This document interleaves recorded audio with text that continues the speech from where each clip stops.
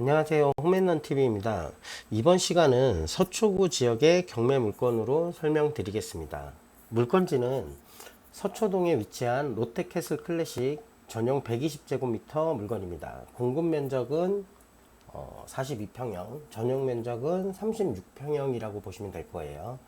자, 2023년 6월 22일 날 28억 5천만 원의 경매가 진행됐고 1회 유찰이 돼서 2023년 7월 20일 내일 모레인 거죠. 내일 모레, 오늘이 18일이니까 내일 모레 이제 22억 8천의 최저 입찰가로 경매가 진행되는 물건입니다.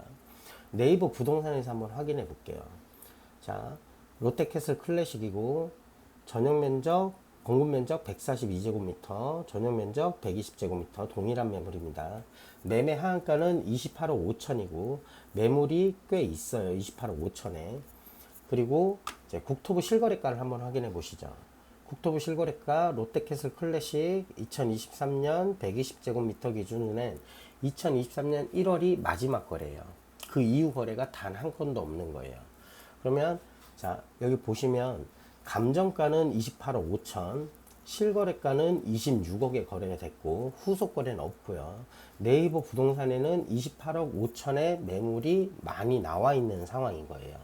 그러면 이 물건이 28억 5천에 유찰되는 건 당연한 결과라고 보시면 돼요. 왜냐하면 시장에서 살 수 있는 가격, 시장에 거래되는 가격보다 감정가가 높기 때문에 이 유찰 결과는 당연하다라고 보시면 돼요. 이게 뭐 1회 유찰돼서 6억 떨어졌네 이런 얘기를 할 필요가 없는 물건인 거예요. 그러면 이제 22억 8천에 낙찰이 될 거냐, 굉장히 애매한 문제인데 올해 거래가 1월 이후에 거래가 없고 지금 매물이 있는데 소화가 되지 않는 상황의 물건이라고 보시면 돼요. 이걸 홈앤런에서 한번 확인해 볼게요. 자, 롯데캐슬 클래식이고 전용 면적 120제곱미터 매매 실거래가를 확인해 보면 자, 2023년에 단 한 건의 거래가 있었고요. 2022년 4월에 32억 1천만 원의 거래가 있었고 2021년도에는 26억 8천의 거래가 있었어요. 근데 보시면 26억 8천 이후에 최고가 32억 1천만 원을 2022년도에 찍은 거예요. 그 다음에 후속 거래가 바로 26억으로 훅 떨어졌단 말이죠. 그러면 이제 지금도 거래가 없는 상황인 거고 소화가 안 되면 가격 하방 압력은 더 크다라고 보시면 돼요. 왜? 공급에 비해서 수요 자체가 없는 물건지라고 보시면 돼요. 그러면 이게 한 번 더 유찰되면 어느 정도 금액대에 형성이 되냐면 최저 입찰가가 18억 2,400만 원으로 떨어지는 거예요.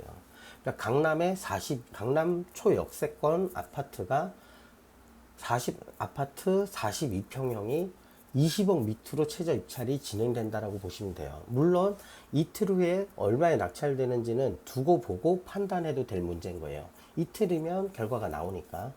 7월 20일 날 경매가 진행되니까 7월 21일 날 이 대법원 사이트 들어가서 경매 물건, 경매 사건 검색 클릭하고 예를 들어 해당 지방 중앙지방법원 2023-100-774 이렇게 입력을 하면 최근 입찰 결과라고 나와요. 이게 유찰이 되면 유찰이 됐다, 낙찰이 됐으면 얼마에 낙찰이 됐는지도 다 공개가 되기 때문에 저희는 이 물건의 모니터링을 하면 된다라고 보시면 돼요.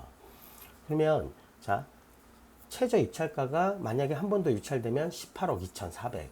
그리고 이 물건의 내용이 되게 궁금하잖아요. 아, 유찰이 많이 되면 어떤 하자가 있는 물건이 아니냐 이런 얘기들을 굉장히 많이 하는데 이 내용은 네이버 아이디로 로그인하면 매월 3건 정도는 무료로 열람할 수가 있거든요. 여기 안에는 개인정보들이 들어가 있어서 내용은 제가 구두상으로만 대략 설명을 드릴게요.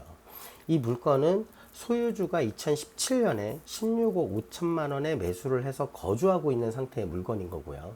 그러니까 임차인이나 다른 부분들이 없다라는 거예요. 그러니까 채권 최고액이 35억이 잡혀 있더라고요. 그러니까 모두 소멸되는 채권이기 때문에 경매 참여자 입장에서는 하자가 있는 물건은 아니에요. 즉 해당 주택을 담보로 소유주가 35억 상당의 레버리지를 활용한 물건이라고 보시면 됩니다. 금융권 근저당이 27억이고요. 개인 근저당 7억, 카드사 및 캐피탈이 대략 한 7천만 원 정도 설정되어 있더라고요. 그럼 보시면 이 물건이 얼마에 낙찰되든 소유주 입장에서는 이미 그 이상의 레버리지를 활용했기 때문에 전혀 상관이 없는 물건인 거예요.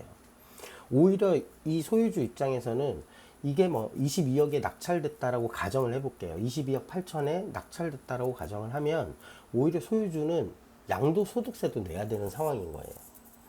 1주택자라 하더라도 12억 초과주택이니까 비과세는 없거든요. 이제 보유기간에 대한 장기보유 특별공제는 받겠지만 양도세가 발생되고, 다주택자 같은 경우에는 지금 다른 물건까지 경매로 진행됐을 확률이 굉장히 높은 사안인 거죠.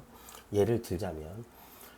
그러니까 이런 것처럼 부동산은 이 부동산의 시장이 안 좋을 때 훨씬 더 시장에 대한 모니터링을 강화하셔야 된다라고 보시면 돼요. 그러니까 제가 지금 소개하는 지역마다 이제 물건들을 대상으로 이제 설명을 드릴 텐데, 괜찮은 물건이고 매수를 해도 괜찮은 물건이면 제가 매수를 하라고 권하기도 할 거예요.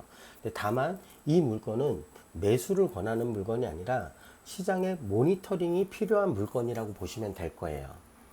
다음 시간에는 다른 지역을 확인해 보도록 하겠습니다. 시청해 주셔서 감사합니다.